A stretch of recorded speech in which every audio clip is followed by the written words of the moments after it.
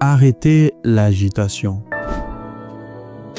Lorsque vous entreprenez, lorsque vous êtes dans votre voyage en entrepreneuriat, vous devez savoir ceci. Les gens ne seront pas toujours d'accord avec vous, avec vos décisions ou votre choix de vie, mais vous devez apprendre à être d'accord avec ça, apprendre à avancer malgré tout ça. Et donc, je vous parle aujourd'hui d'arrêter l'agitation. Acceptez. On vous prend pour faible, on vous prend pour improductif, tout simplement parce que votre projet n'a pas encore montré des fruits. Acceptez cette chose-là. Même si au fond de vous, vous refusez carrément cette réalité, acceptez que les choses soient arrivées ainsi.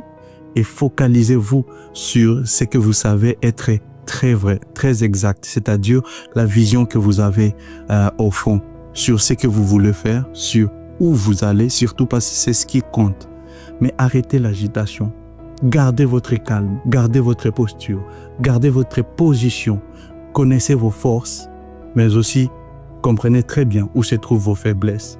N'essayez pas de vous battre en dehors de votre terrain. N'acceptez pas d'aller selon n'importe quel vent.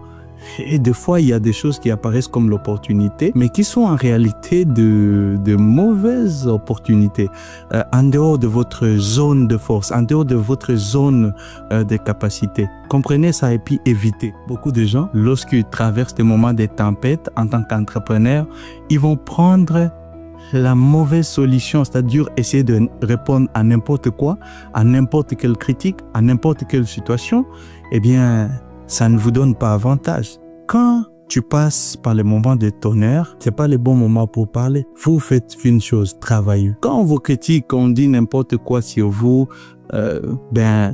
acceptez que les choses se déroulent ainsi, mais n'acceptez pas d'être agité.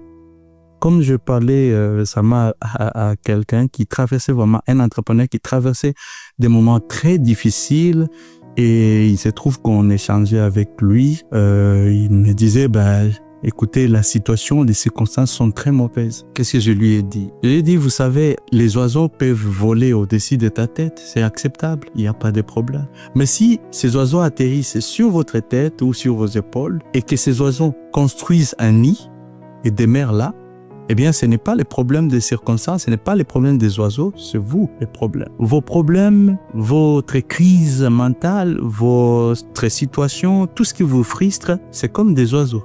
Ça peut passer. Tout le monde peut être tenté par n'importe quelle bêtise. Mais si cette chose demeure en vous, vous lui laissez plus de temps, c'est vous le problème. Donc, n'acceptez pas l'agitation. Focalisez-vous sur la vision que vous avez de l'avenir. Si vous voulez vivre une vie paisible, calme, sans stress, sans problème, vous n'avez qu'à amener votre vie à vendre votre temps. Il y a beaucoup de choses à faire. Vous êtes salarié, si vous avez hérité de votre vie, mangez calmement. Mais si vous voulez vraiment créer de la valeur, faire quelque chose d'important, et surtout si vous voulez mettre en place des projets qui ne ressemble en rien à ce qui se trouve dans votre localité, dans votre famille, là où vous avez grandi, sachez très bien que vous rencontrerez de l'opposition. Et ce sera même de l'opposition pure. Les gens chercheront à vous décourager. Certains parmi vous comprennent très bien ce que je suis en train de dire. Vous avez grandi dans des régions où on dirait que les gens sont tellement haineux. Ah non. Si vous voulez même comprendre votre environnement, lancez votre business. Lancez, vous verrez combien de gens vont vous soutenir. Il y a beaucoup de gens que nous connaissons bien. On les a envoyés des fois les liens de nos vidéos. Ça reste en mode vie. Certains voient des choses qu'on fait, ils ne commandent jamais, ils ne disent rien du tout. Mais nous savons qu'ils sont là parce que c'est comme ça. Et c'est pourquoi je reprends encore une des choses qui est vraiment réelle pour moi. C'est la théorie que je me suis faite. Je me dis un like plus une performance. Pour l'expliquer encore bien, c'est que chaque fois que je fais du contenu, je fais un engagement avec moi-même pour faire ce que je fais ici, par exemple. Et là, peu importe s'il y a de l'appréciation ou pas, s'il y a de la critique ou pas, aussi longtemps qu'il y a un like sur ce que je fais, eh bien, je peux continuer encore à ajouter une performance.